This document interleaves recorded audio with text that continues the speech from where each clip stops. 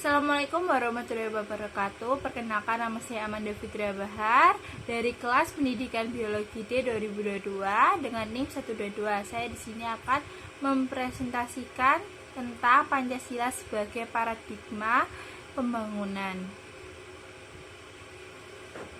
Pancasila sebagai paradigma pembangunan.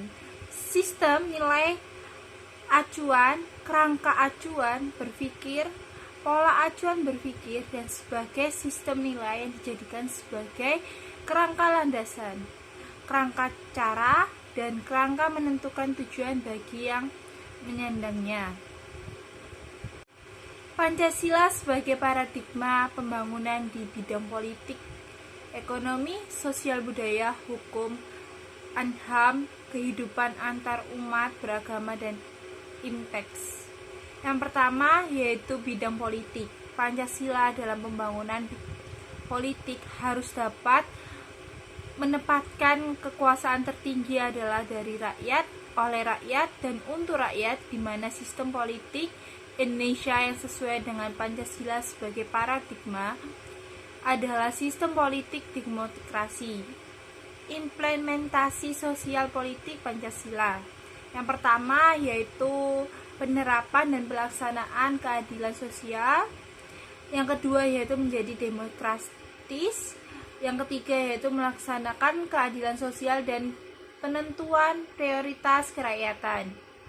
Yang keempat yaitu pendekatan manusia yang adil dan beradab. Yang kelima yaitu nilai keadilan sosial, demokrasi, persatuan, dan kemanusiaan bersumber pada nilai ketuhanan yang Maha Esa.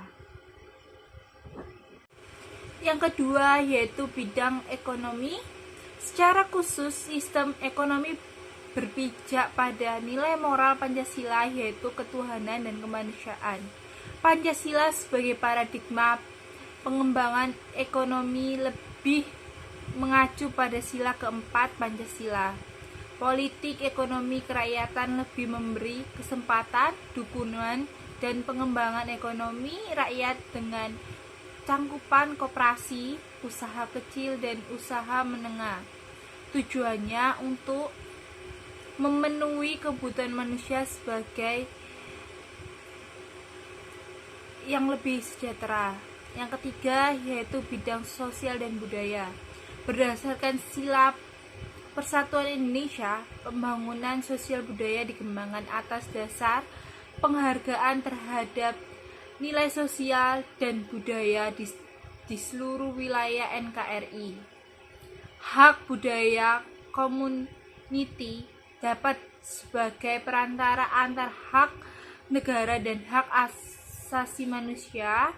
Paradigma ini dapat mengatasi pencemaran yang sentralistik dan yang mengabaikan kemajmuan masyarakat, keanekaragaman budaya Indonesia. Yang keempat yaitu bidang pertahanan keamanan. Sebagai sistem pembangunan pertahanan dan keamanan, Indonesia disebut sistem pertahanan dan keamanan rakyat semesta. Penyelenggaranya berdasarkan kesadaran hak dan kewajiban warga negara. Tujuannya untuk terwujudnya keadilan bagi masyarakat negara sebagai fungsi negara hukum. Yang kelima yaitu bidang hukum. Indonesia memiliki 3 peraturan konstitusi yaitu perlindungan HAM, ketatanegaraan yang mendasar, pembagian dan pembatasan tugas ketatanegaraan yang mendasar. Substansi hukum merupakan perwujudan sila-sila Pancasila. Substansi produk hukum merupakan karakter produk hukum, responsif atau aspirasi dan kepentingan rakyat. Hukum berfungsi sebagai pelayanan kebutuhan masyarakat. Sumber hukum ada 2 macam, yaitu formal yang merupakan undang-undang, peraturan menteri, peraturan materia, dan peraturan komunitas. Yang keenam yaitu pembangunan kehidupan umat beragama. Indonesia terdiri dari suku, etnis, bahasa, dan agama. Paradigma toleransi antar umat beragama untuk menciptakan kerukunan dalam beragama, perspektif Piagam Madinah. Hal yang dapat memperkuat kerukunan hidup adalah dengan membangun dialog horizontal dan vertikal. Yang terakhir yaitu bidang impact. Yang pertama, sila pertama mengkomplementasikan ilmu pengetahuan, keseimbangan rasional dan irrasional. Yang kedua yaitu sila 2, impact harus berhadap dan bermoral. Yang ketiga, sila yang ketiga yaitu impact dapat mengembangkan rasa nasionalis. Yang keempat, sila yang keempat yaitu mendasari pengembangan impact secara demokratis. Yang kelima, sila yang kelima yaitu impact haruslah menjaga keseimbangan keadilan dalam kehidupan kemanusiaan. Capaian kinerja pembangunan RPJMN 2015 hingga 2019 di tahun 2018. Yang pertama yaitu berdikari dalam ekonomi. Yang kedua yaitu berdaulat dalam politik. Yang ketiga berkepribadian dalam kebudayaan. Yang keempat yaitu keberpihakan pada rakyat. Yang kelima yaitu transformasi struktural.